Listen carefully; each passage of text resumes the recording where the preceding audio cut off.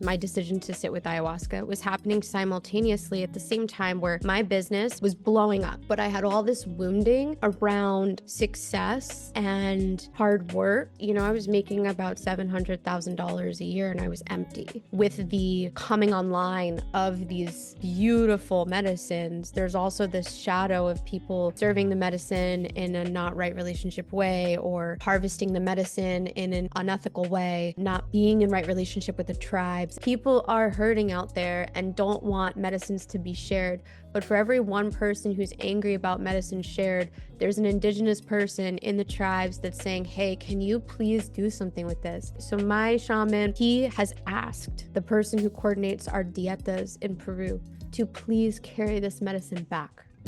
Hello, my friends, and welcome back to another amazing episode of the We Are the Medicine podcast. Today, I am joined by my incredible dear sister, Lauren Eliz Love. Lauren is an entrepreneur, spiritual mentor, and earth medicine facilitator who helps women to heal their chronic health issues, rewrite their past traumas, and build the legacy of their dreams. She has transmuted her own deep spiritual initiations into medicine for the collective, and she has a wealth of knowledge and wisdom that she shares through her online programs and courses. In today's episode, Lauren tells us about the journey that led her to the plant medicine path. She explains her experience taking a variety of pharmaceutical medications for her mental health issues previously, and how she had desired to stop taking those medications, and that is what originally led her to plant medicine, fungi medicine, and this was the catalyst for her first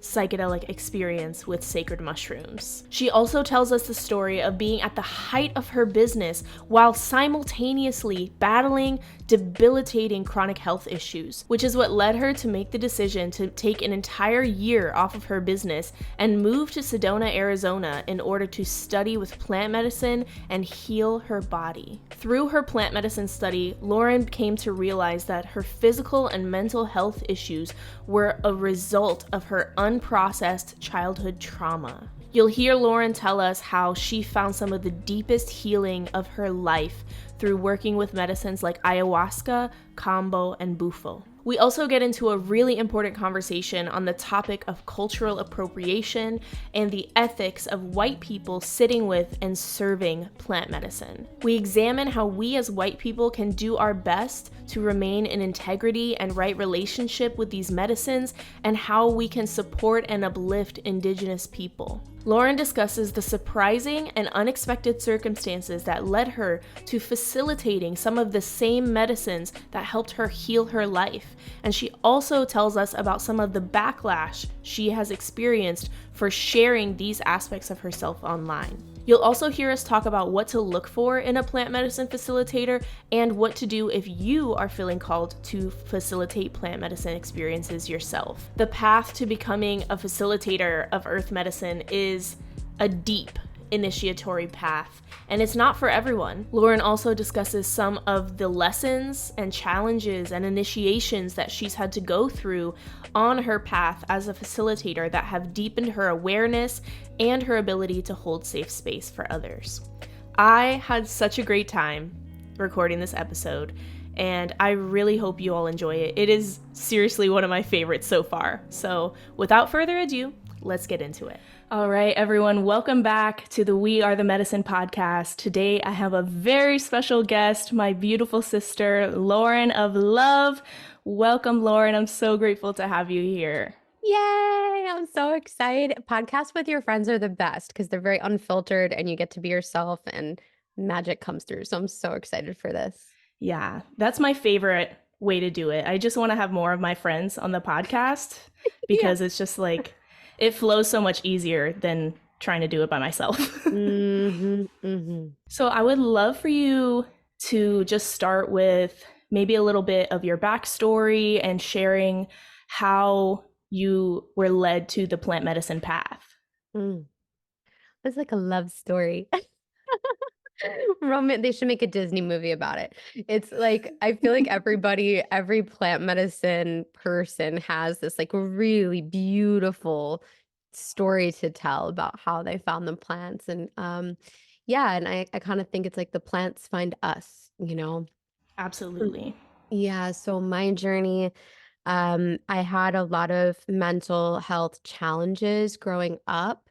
There's a lot of backstory to it, but the concise version is that I am a survivor of sexual trauma. And when I was 19, I attempted rape. I was raped and then attempted suicide, and ended up in a psychiatric facility and was diagnosed with many different slews of mental health disorders. So, for many years, about 7 years, I was very heavily medicated. And when I was on my awakening path and I was healing back in like 2015, I made the decision to come off all of my medications because I recognized that I wasn't actually feeling the greatest capacity of life and I wasn't myself and I didn't know who I was without these substances. So I began that journey, but it was really complex because I was on many different medications.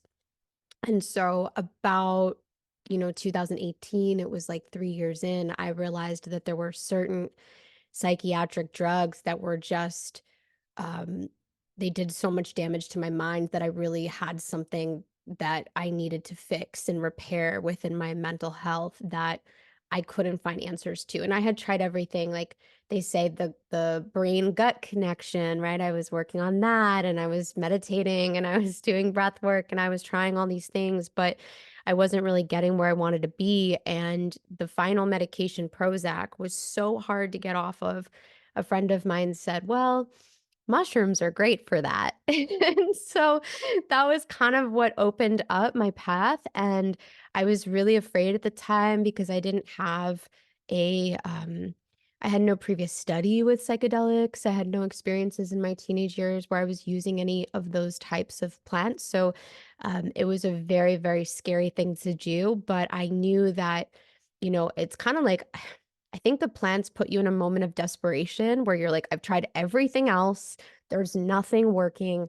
Help me." And that has continued to be the theme, and what led me to Kambo and what led me to Ayahuasca, what led me to Bufo. So I've been on my plant medicine path now for about almost 5 years, and so grateful. I mean, so much in my life has changed, but that's the condensed version. My mental health needed help. Mhm. Yeah, and it's so interesting because I think a lot of people I think that pharmaceuticals can help people, especially if you're in a really dark place, like you're feeling suicidal and all of these things. And maybe for a lot of people, you need to not feel for a little while, But I think that they do have a way of numbing us to what's the actual problem is. Mhm. And it's so important to get to that point where you're like, okay, no, I'm ready to actually deal with this shit and I'm ready to feel it. And the plants and the fungi are amazing at helping Mhm. for that. I see that a lot where I think, like you said, people get to that point where they're like, I literally don't know what else to do, you know? And Mm. the meditation and the breath work and all of that is so important as well, especially for that like preliminary healing portal. I think it is important to do some sort of healing work before you try psychedelics, but everyone's path is different. So there's plenty of people who have never even gone to therapy or tried any form of healing and they just feel called to work with psychedelics. And I think that's beautiful too. But I would love for you to share. I know that there was a point in your life where you were dealing with a lot of chronic health issues, and that caused you to really have to take a lot of time for yourself and where you went deep in your study with the Mhm. plants. And I would love to hear more about that. Yeah, so I had my first mushroom sit, right? This is like my first entry into the medicine world. And I think many people can identify, you know, sometimes you have a plant medicine experience and some people are like, that was great. And I'm going to just go integrate that for 10 years and maybe I'll come back to the medicine and maybe I won't. But for me and for many people, there's like this portal that kind of opens where we know it's like just the beginning of our study when we first sit with medicine. And so for me, I didn't feel complete. I felt like there was much more to unravel. And at the time, um, I I had a group of friends and they were like, yeah, let's do an ayahuasca retreat, right? And man, like if you saw me like 2 months before that, if I Googled ayahuasca, I would have been like, fuck no. Like, but there's a bucket, you poop. Like, I don't understand. Like, just the concept of it was just so far-fetched to my understanding of what healing was at the time. But I said yes. It felt like a very deep yes to me to embrace that opportunity. And that was simultaneously happening. My decision to sit with ayahuasca was happening simultaneously at the same time where my business, my career as an online course creator, self-development teacher, whatever you identify me as, was blowing up, right? My business was at this like all-time high, but I had all this wounding around success and hard work and what it meant to feel worthy like of success. So I was making about $700,000 a year and I was empty. My worthiness was just on the floor. I felt like nothing I was doing was ever good enough. I was working 80-hour weeks constantly and I was pushing my body for more, more, and more. And what was happening at the same time, you couple that with the decision to sit with ayahuasca, which I believe kind of opens up, things start happening the moment you choose. It's like this very warped thing where like the medicine works before you sit. And then you also add the fact that I was learning how to navigate my mind, which had all this repressed trauma, and my womb that had all this repressed sexual trauma. Everything was coming online at once. And so it was like the overworking, the not good enoughness, the burnout, the feeling like a failure, the repressed mental health challenges, the avoidance of self, the body issues that I was plagued with in terms of just how I didn't feel safe in my body started to manifest as chronic illness. So around the same time, I started to notice these weird things happening where I had severe brain fog and would forget my birthday or forget where the grocery store was when I was driving. I stopped being able to drive because my vision got so bad. And I knew something was wrong. I had this skin on fire rash. My hair was falling out. I mean, it was gnarly. And what I thought back then was I got a chronic illness. Like there's something happening. And that was true, but in my teachings and my belief system, I firmly believe that chronic illness or like disease in general happens on the physical, emotional, and spiritual plane all at the same time. So, what was happening for me was like the illumination of all of this unpacked, unintegrated suffering, repressed trauma, and so yeah, it was really terrifying. And my first ayahuasca retreat, I could hardly make it there. I was, like, unable to stand on the lines for the airport and threw up when I landed because for those of you with chronic illness, flying is, like, really challenging, it's very difficult. But after 7 days of being at this retreat, all my symptoms disappeared. It was like Wow. my skin cleared up, my brain was back, my awareness was back, and I knew in that moment, like, this is the study that I have to continue. So, I came back to the States, and it's hard to imagine continuing to fly out of the country when you can barely function, and I was so blessed I found a community in Sedona, um, and there's this really special moment I'll just share with you. I had this very deep calling to go move there, to get the support because there were ayahuasca teachers, there were combo teachers, there was this whole community there that I knew would offer me the opportunity to heal in this way. And I thought I was, crazy. I think sometimes we have these downloads where like, am I insane? But I just asked the universe, I was like, okay, if I'm really meant to do this, bring me the wealth and abundance that will support this opportunity. And at the time we had our doors opening for a launch of our program. And we made six figures in our first day, which was unheard of. And I fell to my knees crying in the hallway. And my husband's like, "What are you doing?" I was like, "You don't understand. I just asked the universe, like, if I was meant to go live in Sedona. And then this happened and I have to go move." And he's like, "Okay." Like, my wife's going to leave me. But we did. We packed up the car and I went and I lived there for a year and I went through a spiritual sabbatical. I put my business on hold and just sat with ayahuasca every 4 weeks and combo so many times I can't count. But on the other side of it, I was a human again and a new version of myself that I had never met, which was incredible. So yeah, that's the long-winded story of that journey.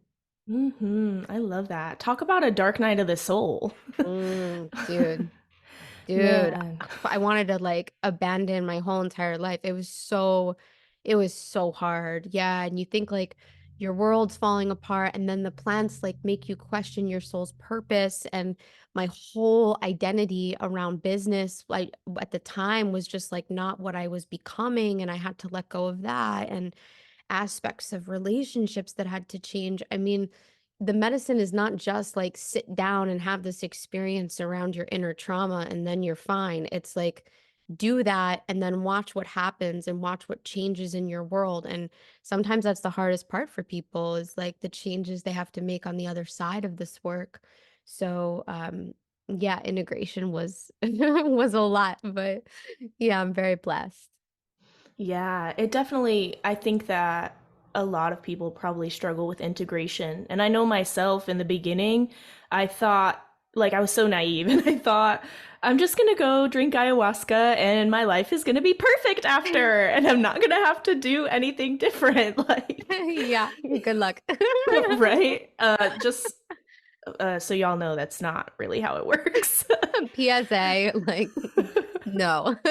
Not at all. It will cause you Mhm. a lot of stress and confusion. Yeah. But it's so, like, I just love your story and I feel like it's so powerful because I think we see a lot of people, especially like celebrities and musicians and artists and people who have this idea of success, and that I think a lot of people think I'm going to get to that place of success and I'm going to make it. I'm going to have six figures. I'm going to make $1 million and my life is going to be so much better. And a lot of people get there and they realize, like, oh, I still have a lot of issues. I still have all the same issues I had before, Yeah. but now they're amplified Yeah. because I'm in this place of the spotlight, you know? Mm. And one of my favorite things that you teach in the business world is that your business is a spiritual practice and it's going to reflect back to you the parts of yourself that need healing, the parts of yourself that crave validation or that crave love. And that's one of my, I just love that teaching from you and Thank you. the way that you have really embodied those lessons that you had to learn in that deep healing portal you went through. It's so wild because, like, people think, I even get jaded around this sometimes because I see certain marketers of influence in the online space who preach business from this very masculine perspective of like, oh, here's your strategy, here are your steps, here are your funnels, here are your graphics, and everything's like on this silver platter, and you're like, okay, here you go. But, anybody who's been on this path who is also identifying as a spiritual person knows that your entrepreneur journey is going to bring up every single shadow of your storyline, and it's those things that are actually the things that hold people back. It's not your marketing plan or your how great your email funnels are. It's like, how embodied are you in the art of faith and patience, and how worthy and alignment do you feel for wealth, and like how trusting are you of the intuitive gifts that you have, and like all of that is an endless study. And it's really important that we remember that like the business is here for our healing. It's here because we have a soul's purpose, yes, and we want to help the world, but it is like anything. It's like a relationship with a partner or a relationship with a child. You're birthing a experience of how you relate to something that is going to bring up all of the shadows that need to be integrated within yourself. So I appreciate that you see it that way because it's really important work. And when you know that, you can navigate the path with much more efficiency than when you don't. Yeah, because otherwise, and I mean, you can apply this to anything. You can apply it to relationships, building a business, anything. You otherwise you start to think like, oh, there's something wrong with me. Or, and I think that a lot of people, especially in the business world, like there is this just very old school hyper masculine way of doing things. And like you said, you start to be like, oh, well, I need to change my funnels, or I need to change my Mm. marketing strategy. I need to pay more money for ads or something, when in reality, most likely there's something within. I mean, I think that it just all goes back to the spiritual, emotional, mental components as well. Like it's all connected. Just like the chronic health stuff, all of the health problems that people experience oftentimes are a manifestation of the repressed trauma, the repressed emotions. And I think that looking at ourselves and our world in this more holistic view is so important. And I think Mm. that's where a lot of the Western Mhm. I think that's where like the Western medical system, or like these old school ways of doing business, I think that's what they're really missing in a lot of ways. 100%. It's very symptomatic, right? And so, like, people talk, I think this is also very true in like the money mindset industry where we're taught, like, oh, work on your money blocks. Okay, well, like the reason money is not manifesting into your life, that's not a problem. That's a symptom of something else going on. So, if you keep bypassing that by like thinking positive and downloading money mantras and visualizing a ton of money in your bank account, those are fun practices, but if there are things that are stopping you that are still within your energetic field and you're not presencing them and you're not holding space for them, they're going to manifest. It's like when people come into like my heal program as an example, and people want to heal. Generally, illness is manifesting in multiple planes of our 3D reality. So maybe for you, that's like financial difficulty and hormone issues in your body, or eczema, or fibromyalgia. Maybe your relationship and your partnership is dysfunctional, right? It's not just one thing. And most people think that all of these problems are all different problems because in Western society, right, you have a skin condition, you go to the skin doctor. You have an issue with your eyes, you go to the eye doctor. Everything's separate. And really, actually, it's that holistic approach that you're describing where we unify all these things. We see them as all symptoms of an underlying issue that we can actually get to the core. So in my journey of plant medicine, that was really what it was all about. It was, who am I at my core? And what are all the things that I've been carrying that have been creating dysfunction in how I work, in how I have a relationship, in how my body is, and the energy it holds, and the vitality it's lacking? What is really actually going on behind the scenes? And when we do that, we like lift the veil and we get to really face what's present so that we can rewrite it or let it go. And that's plant medicine, baby. Oh my God, yes. And I think it is so important to be able to look at things in this holistic way, and to realize that if you're having issues in all these different areas in your business, in your health, and in the way you feel about your body, or chronic health issues, if you're having issues in relationships, oftentimes they're all tied in together. And Mhm, they're oftentimes, I feel like there's probably like just a core root of all of them. mhm, And it's mm, like we got to get to that. We got to dig deeper. And I think that plant medicine, fungi medicine, amphibian medicine can like really, really help us to just get to the core wound of like what is it that's holding me back? Why am I struggling in relationships? Why do am I struggling with health issues? All these different mhm. things. Yeah, and it was really like, for me, just as you're talking, I'm thinking about two things. Like, first of all, the amphibian medicines, whew, so direct, right? They go like right to what's going on. They don't fuck around, right? Ayahuasca dances. She's a little bit more of like this, all right, we'll hang out for 6 hours and we'll go in and out of your suffering. Whereas like the amphibian medicines are like, fuck it, let's go, right? Like they dive really, really deep. And I love that, and I could appreciate that more masculine, direct approach to healing.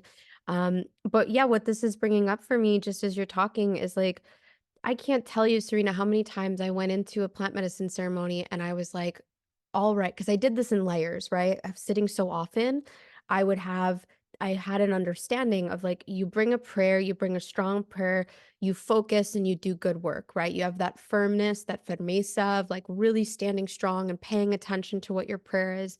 And I would do that.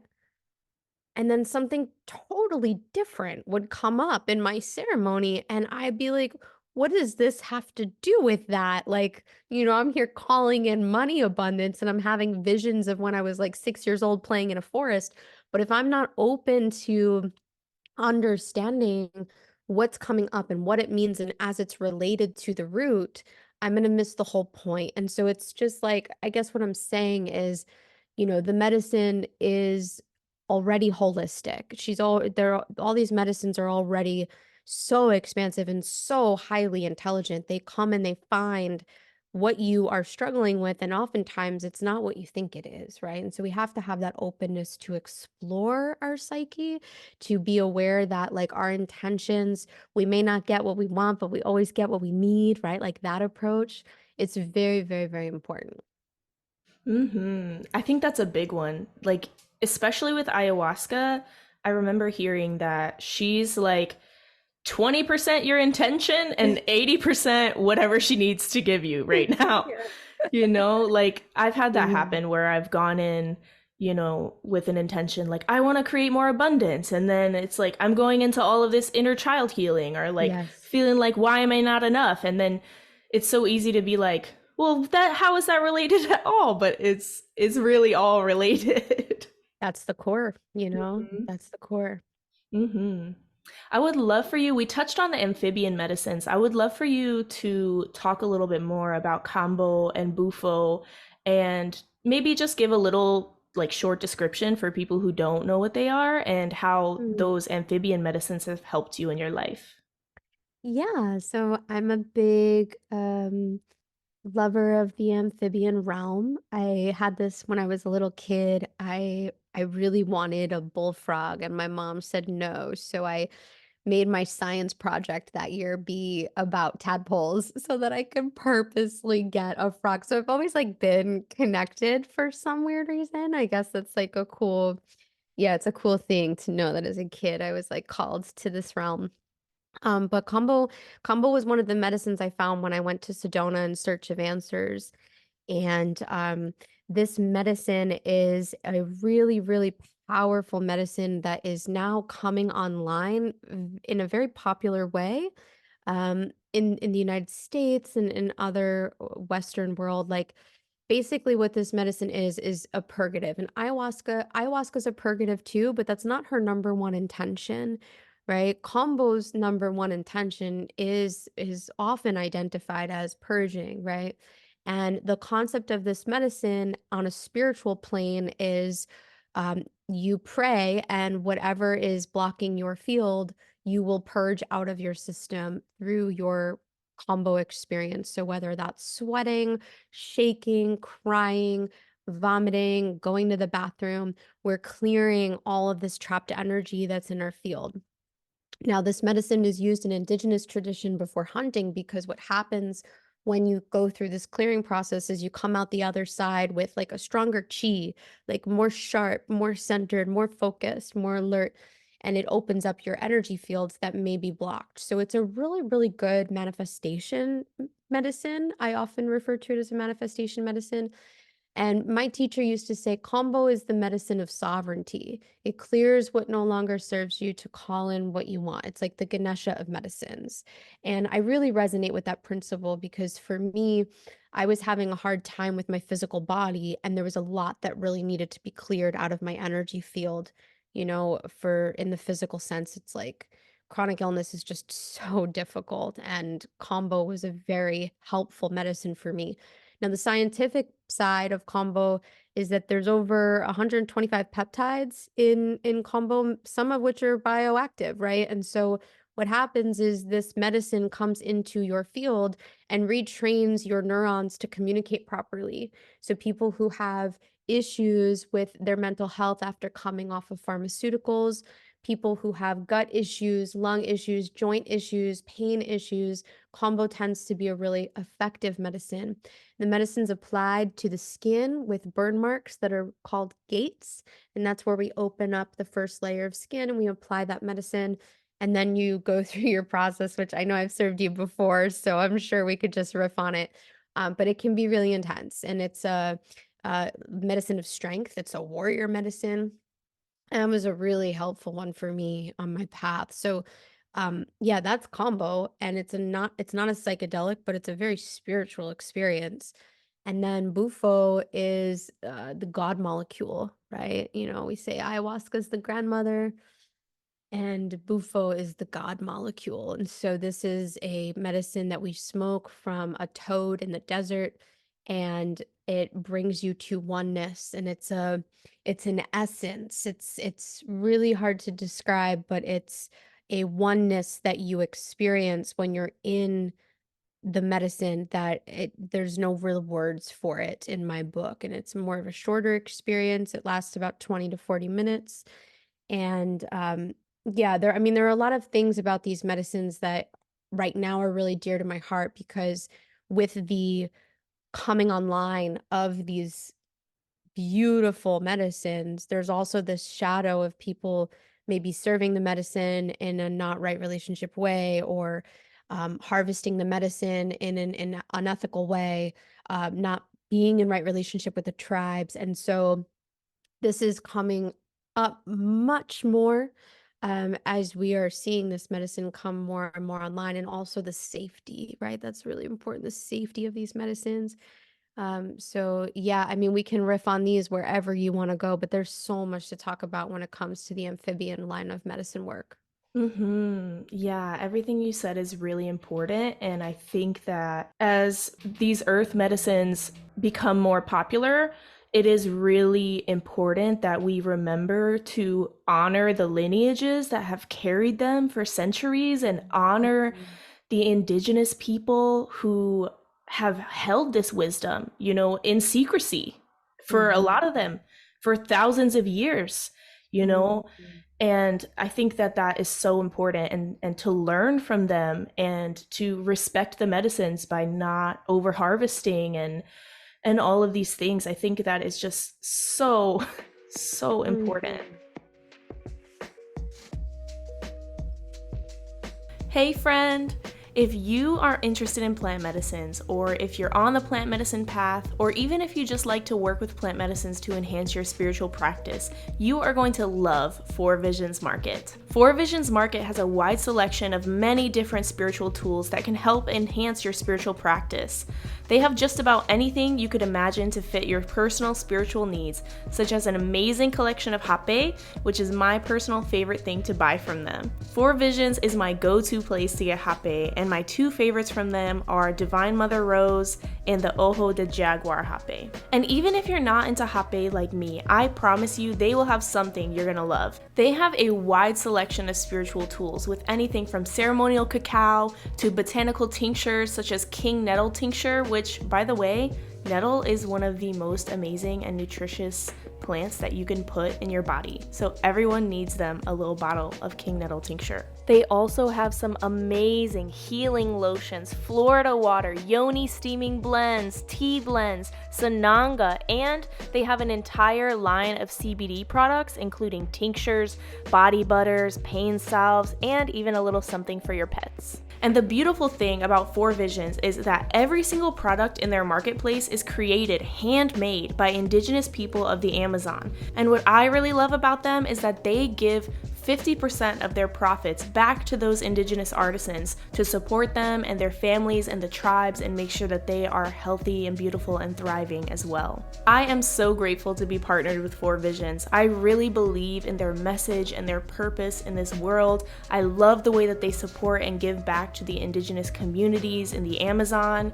And I think it's probably one of the best companies that you could support, because they are really doing a lot to help those indigenous people. And I have a special 10% off code for you. So if you click the link in the show notes and use the code Serena Rose, you can get 10% off your first order. Now let's get back to the episode. Not all medicine is created equal. right? And that's very important to note, and combo, just as an example, right? There are many people who are actually selling combo on the internet, and it's laced with yucca and spit and egg whites, right? And then people are getting bacterial infections, or the medicine is not working properly and they're wondering what's going on, right? Like there's that aspect. There's also the over harvesting of the sacred sapo, right? That's the frog himself, right?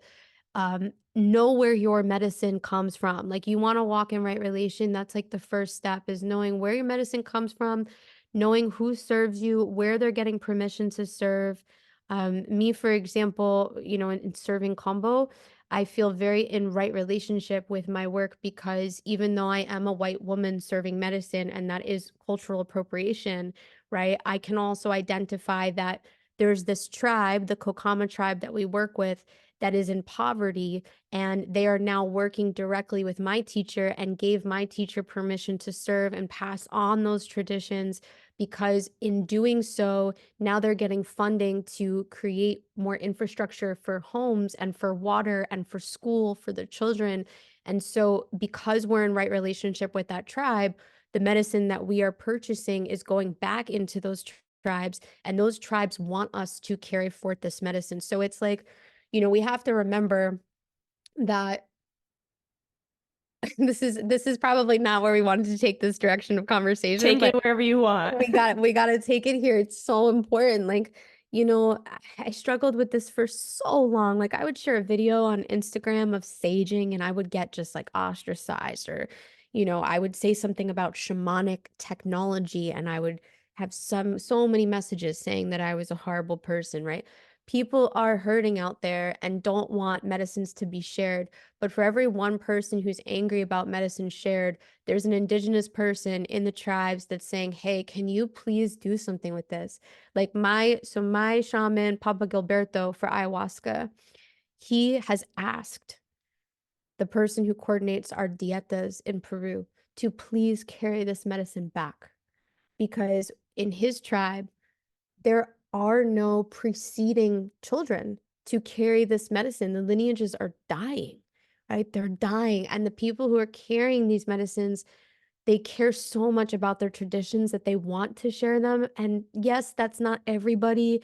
And yes, I'm not speaking for anybody in this space, but it's having that perspective and having the awareness that that perspective is out there, is really important. So if we are going to carry these medicines, if we are going to work with these medicines, walking in a right way, it's very important. And integrity, it's like not, I don't think anybody's at liberty to say who's in integrity and who's not, and like pointing fingers and such, but it is like it's an important dialogue to have. So anyway, I'll get off my soapbox, but that's what I want to say about that. I actually love that we went in this direction, because I wanted to talk to you about your journey of becoming an earth medicine facilitator. You facilitated a few different medicines. You served me combo, like you said, which was amazing. And I would like to just touch on that, because I think there is a lot of talk in the medicine community about cultural appropriation and about, and I get it, because we are white people, white women who are coming to these indigenous medicines.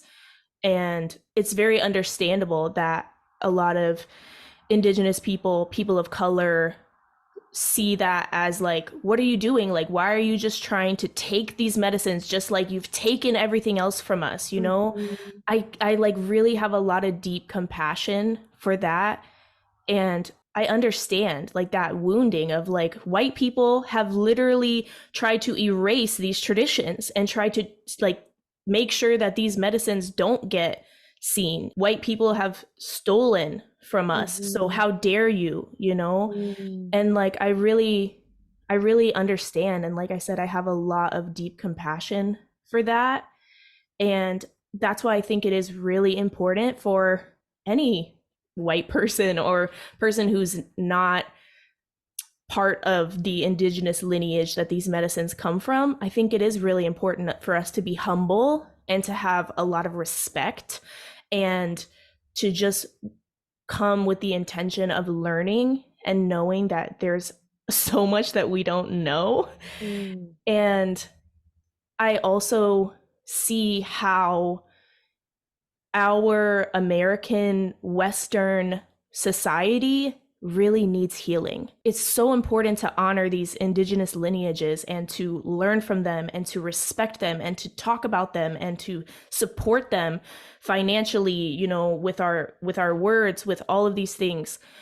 And I also feel like there's a reason that more Western people are feeling called to sit with these medicines, feeling called to serve these medicines, because not everybody can go to the Amazon. Not everybody has the ability to leave their home for 2 weeks, a month, and go to the Amazon and study with ayahuasca or kambo or these different medicines. And so I just want to say, like, for anybody who is feeling called to serve any type of earth medicine, learn from these indigenous people, learn from those who have carried these lineages for thousands of years, and be humble and honor them. And don't just, you know, be like, I'm a shaman now because I decided. Like, that's there's a lot of issue with that. But There's so much issue with that. I would like for you to like just expand on that and talk about your journey of feeling called to facilitate. And Yeah, so it's, it's fascinating to me because like my journey with serving in the psychedelic plant medicine realm as well as in the combo medicine realm, all of that happened on accident. And none of that was because I was sitting here saying, "Oh, I really want to do this and I'm really called to do this." And I I think it's important to acknowledge that, like, everybody has different ways that the medicine shows up and tells them that this is, like, the work that they're supposed to do. But for me personally, it was, something I fell into. And so the way that it happened was that I had teachers for these medicines who were trained in the jungle, who were trained by indigenous people in many traditions, and in Sato Daime, Shipibo, in the Matsi traditions, in the Kokama traditions. And so what ended up happening was that I showed up for my opportunity to receive those medicines. And I was told by my teachers, I need help. You're sitting here. I need you to do X, Y, and Z. Right. And it was a very big, both of the times it happened, in the psychedelic realm and in the combo realm, it was very much a very profound moment for me. And I think it really humbled me, and it also, it made me aware because from my manifestations of these perspectives of my work, I started to see how this work was manifesting for others and how different it was. So people would sit with combo once and they would say, "Oh, I want to facilitate this. It's so powerful." Or they would go to an ayahuasca retreat and all of a sudden they wanted to be a psychedelic facilitator. And, it's I can't relate to that. It was such a different experience for me. And I think I'm very blessed and I'm very grateful that my experience was the way it was because it taught me to be humble and to always be a student and to not push and force and make things happen. Like that's also a really big thing. And I think for me, the general like white people serving medicine is a spectrum, right? And so we have these people who are like, yeah, I'm called to this medicine and I'm going to study it for 25 years before I ever serve it, right? And then we have people who are like, I'm called to this medicine and I don't want to serve it. It fell in my lap. And then we have the people who are like, I'm going to go to the jungle and I'm going to really learn these traditions. I think having teachers is very, very, very important so that these indigenous traditions aren't more whitewashed than they already are. Like that's what's also happening. And it affects like the safety of containers because when you don't have those traditions backing you and you don't have that indigenous permission, these ceremony spaces, whether it's combo, ayahuasca, bufo, whatever, they get very wonky. They get very unclear. And so, just because you have this immense amount of study of your own personal experience doesn't mean that you can serve a medicine and feel protected by the indigenous allies and the plant allies and the totems that are here. to protect us. Maybe you do, right? Maybe you do. I have no idea what I'm talking about, but I think it's like, it's just really important. Like everything you said is a resonant yes for me, of like, find a teacher. Like I remember when I started working with feathers and I started working with sage, this was a very big thing because social media, there's a lot of police, right? There's a lot of people who want to police you. And I shared this video of a really sacred moment for me. I was going through a tough time, and my husband, I trained him to do the work on me, and he was clearing me with the sage and with the feather. And I got really attacked. I got attacked by people who were very, very angry. And I had, at the time, I had a Lakota teacher, Native American study, and I went to him and I paid him for a session, and I said, I don't know what's happening, but like, is this wrong? Is it wrong that I'm doing this? And he said, no, it's not wrong. He said, there are other things that are inappropriate to share, right? And then there are things that are okay to share, and this is okay to share. And so being able to go to my teacher and just ask, what is this, right? That was really helpful for me in those experiences. And it also taught me that the judgment that we receive and the backlash that we receive is always going to come up when there's something within us that needs to be healed, right? Just like we talked about before, entrepreneurship brings up those mirrors and those triggers and those unintegrated aspects of self. Yeah, there was a deep part of me at that time that didn't feel embodied in my medicine work, that questioned my purpose, that made me feel like, am I doing this right? Or, fearful of judgment. And so those wounds came out through these manifestations of critic and opinion. And I also had experiences where I was wrong and I had a lot to learn. But just because you're getting negative feedback doesn't necessarily mean that you're wrong all the time. So it's important to practice that discernment and see, is this judgment that is coming up against me? Is this my truth? Or is this just here for me to look at a wounded part of myself that I need to love more?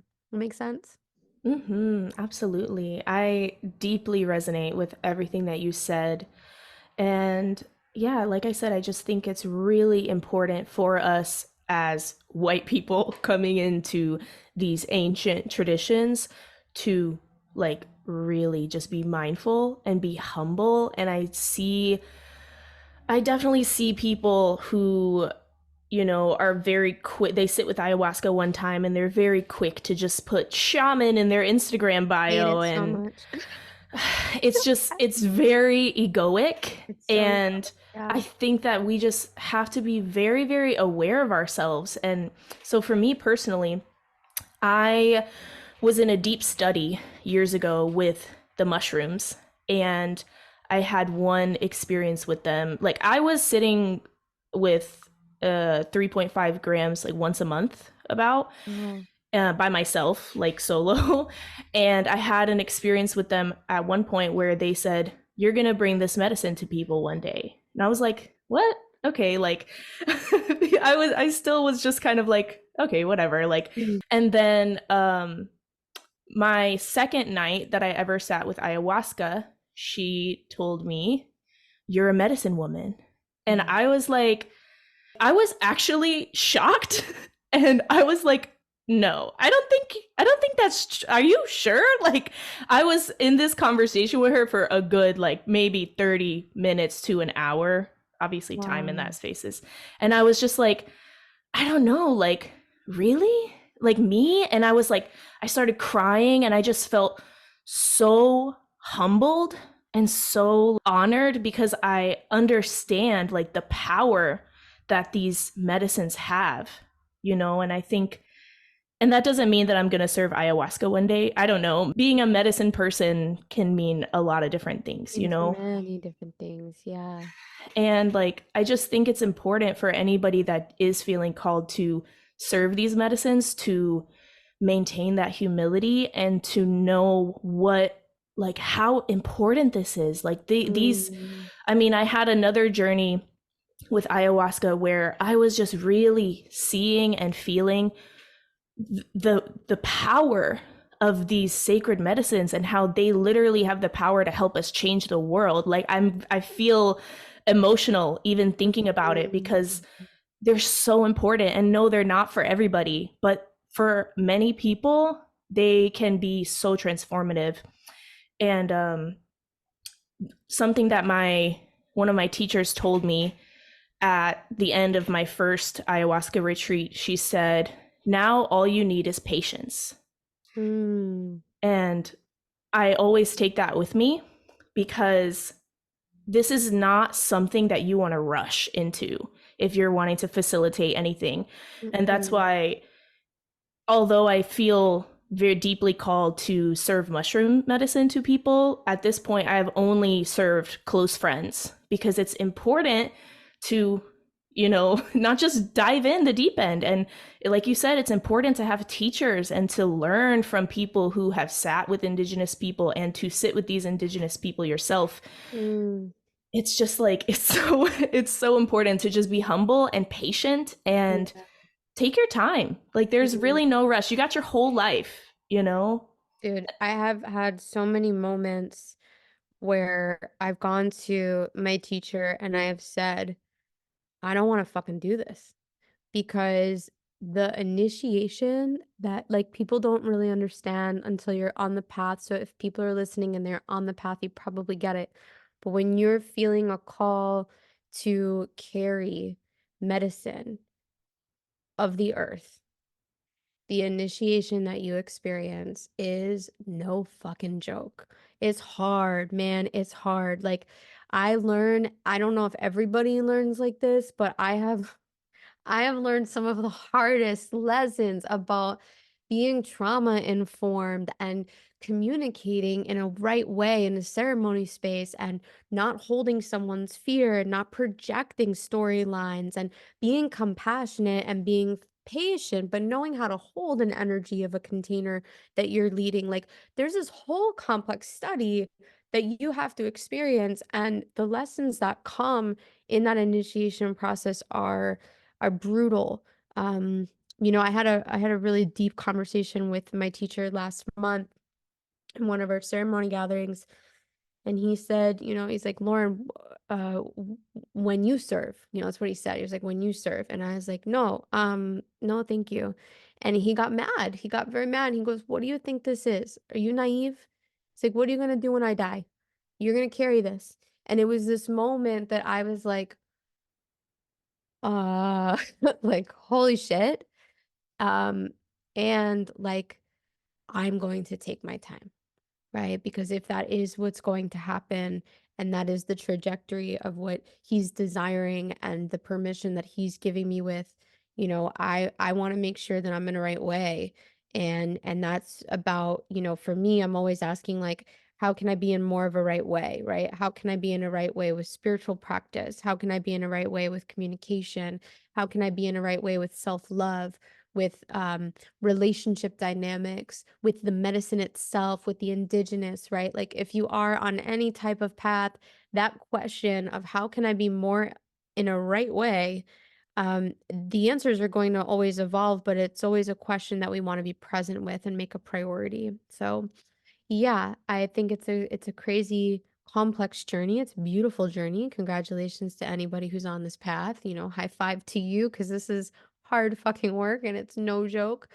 But like the medicine calls people in these very unique ways. And I think what you said before is really resonant of like Western ideology is rewriting itself right now. And there are a lot of people in the Western world who don't have the resources to travel to these indigenous areas, nor should they, right? Western situations of complex trauma and chronic illness and mental health challenges are so complex, and they're so different compared to what people in the indigenous world experience, that sometimes going out into the jungle and doing a dieta in a tambo hut with no running water is like the most traumatizing thing you can do to your nervous system.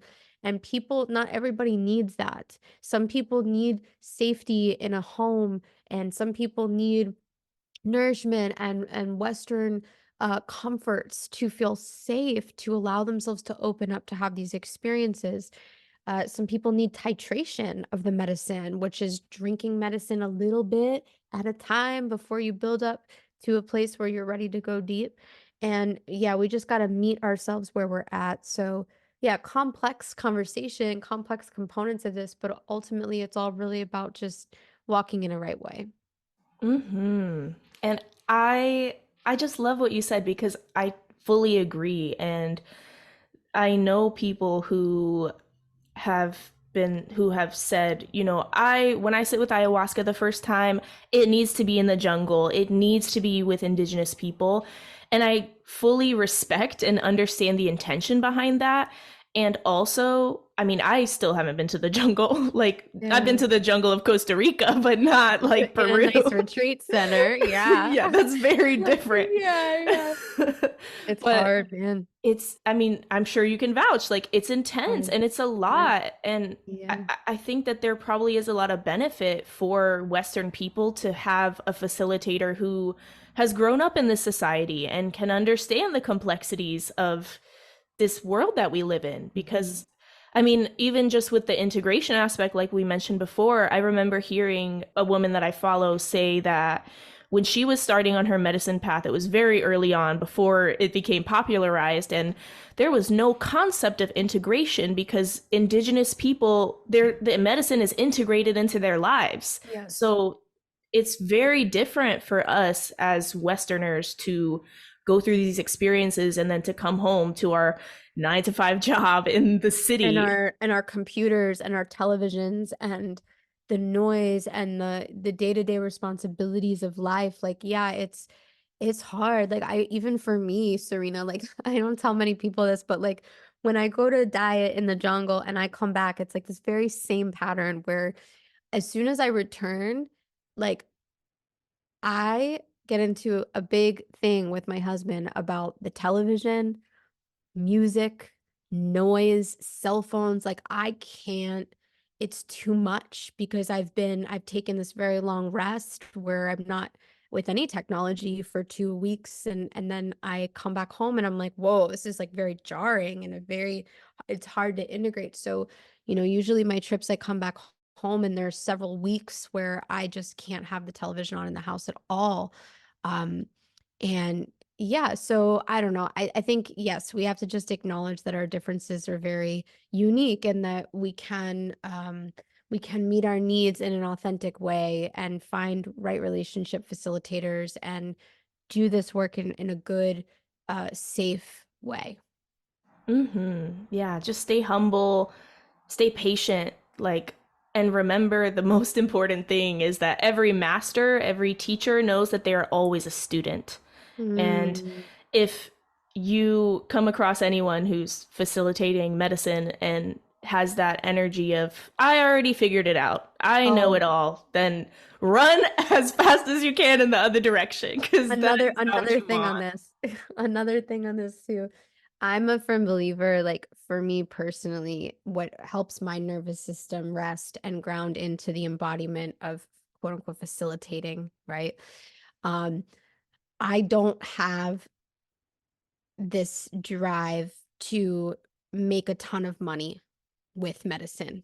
And like that component of this I think is important. Like my business as an entrepreneur, my business is generated through digital courses, online teachings, trainings, coaching, mentorship, etc.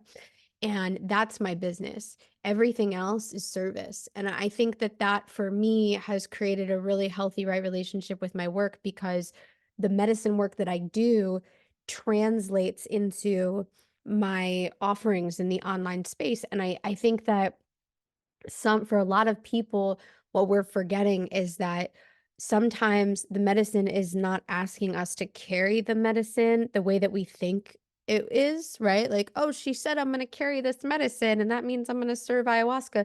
No, sometimes it's like that's going to give me the downloads for the business that I create and for the legacy I birth. Like my heal program, that whole entire program was structured through ayahuasca. It was my whole year-long sabbatical in Sedona mapped out in a digital course with no plant medicine, step by step, and channeled meditations that were done through medicine.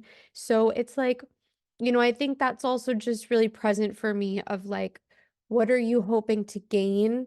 And is that clear and is that healthy?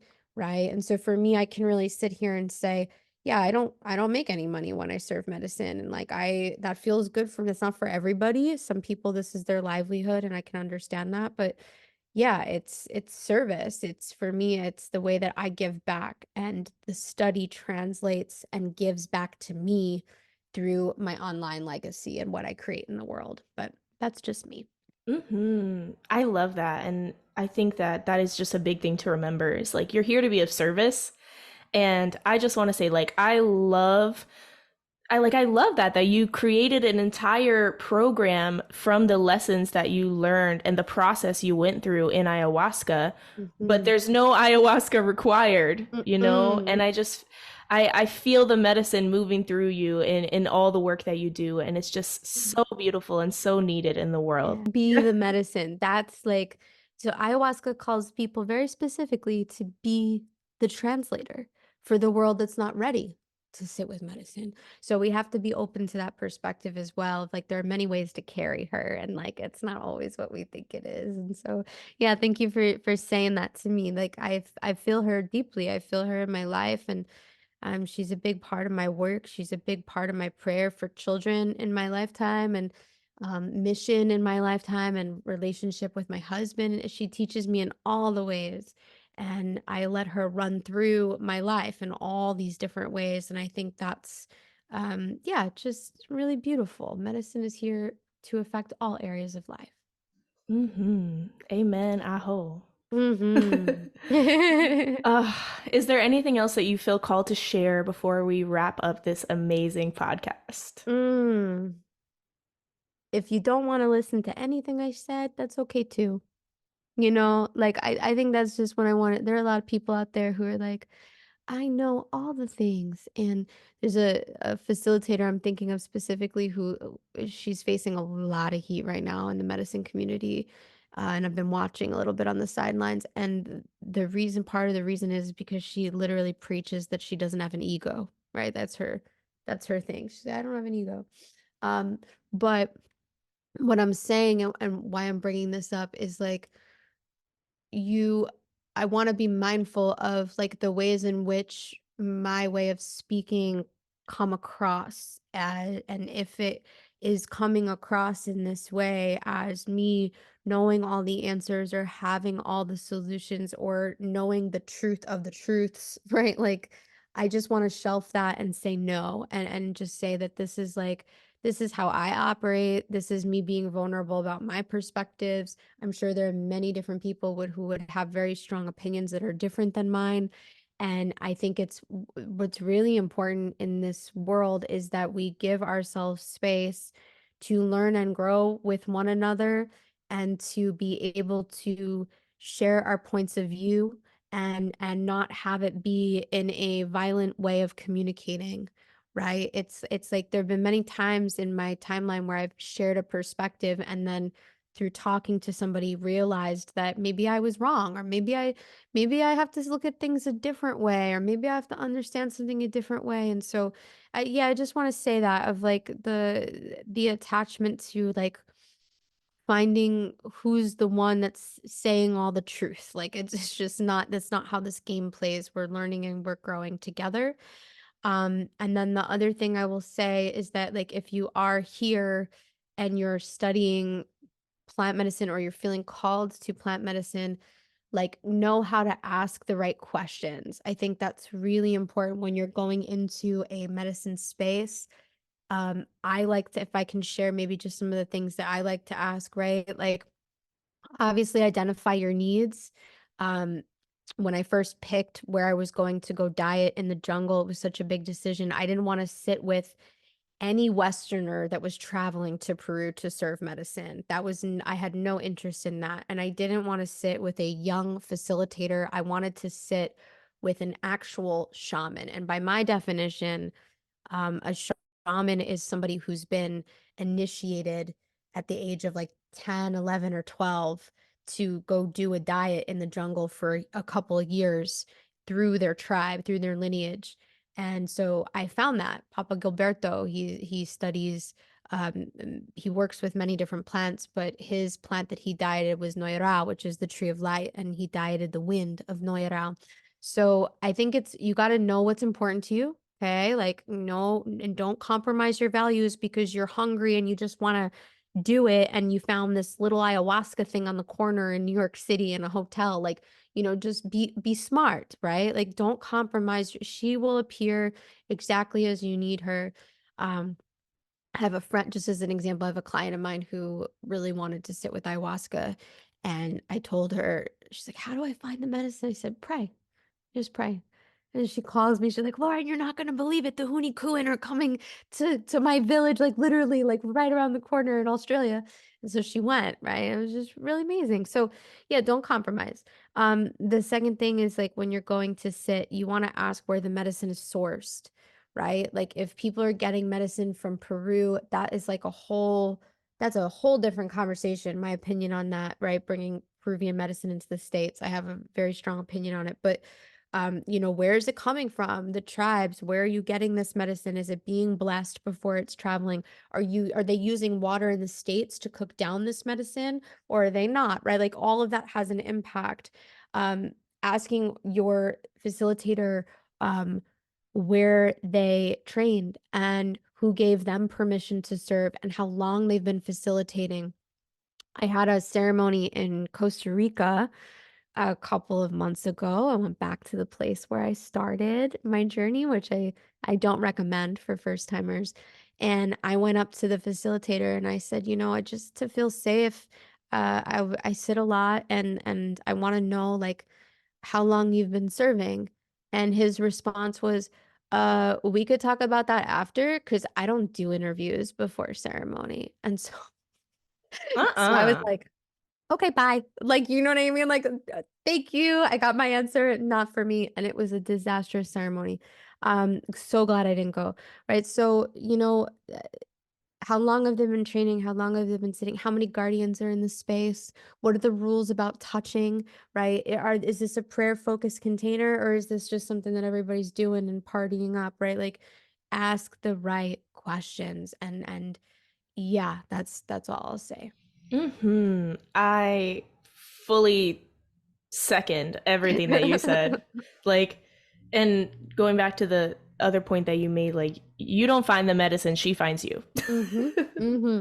And I also Yep. remembered something that I wanted to say earlier. We were talking, about cultural appropriation and all of these things. And when it comes to mushrooms, this is a very interesting conversation. And I feel Mhm. like it's important to put in this space because mushrooms grow in every continent in the entire world except for Antarctica. Yep. So Mm. I truly believe that all of our ancestors, to some extent, had experiences with sacred mushrooms. And I still think it's important to learn from elders and from people who know these medicines, you Yeah. know? The, Um, the the mushrooms, I feel like they're so adaptable, right? Because because they exist everywhere and because multiple indigenous traditions have evidence, like even they say Jesus was even taking mushrooms, and that was like a whole, if you read the Bible in a certain way, right? I believe like in my native tradition, right? I'm Iranian, I'm Italian, I'm a little Egyptian, and I'm sure I could find roots of all of that and find the storylines of history where I'm like, oh yeah, see, it's in my DNA and I can serve it now. But like I just think mushrooms are here as like the training wheels to go lead us to bigger things, whether that is a macro dose experience or a different plant. But I think that yes, I agree with you in that concept. Multiple indigenous traditions teach and multiple indigenous traditions exist and mushrooms are everywhere.